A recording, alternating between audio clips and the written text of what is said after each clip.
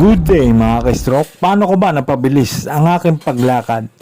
Bibigyan ko po kayo ng 3 steps. Ang una pong steps ay ang gagawin natin muna ay ang tayo po. Ayan, sit to stand.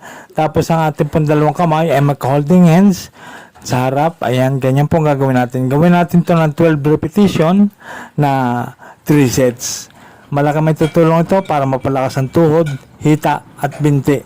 Tumutulong din ito para mapatibay ang balanse. Ang sunod, step 2, ay isisipa natin siya sa hangin. At dapat hindi siya sumasayad sa floor. Gawin din natin ito na 12 repetition at 3 sets. Kada isang set, 12 sipa. Gawin natin yan araw-araw.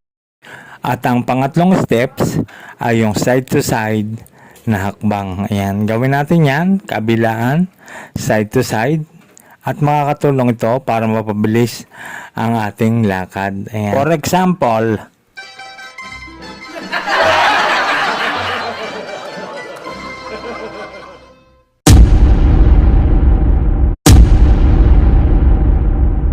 good day mga ka-stroke. Paano ko ba napabilis ang aking paglakad?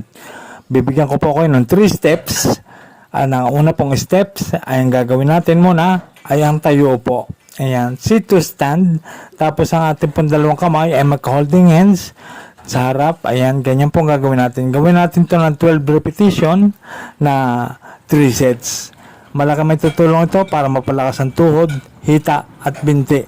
Tumutulong din ito para mapatibay ang balanse. Ang sunod, step 2, ay isisipa natin siya sa hangin. At dapat hindi siya sumasayad sa floor. Gawin din natin ito na 12 repetition at 3 sets. Kada isang set, 12 sipa. Gawin natin yan araw-araw.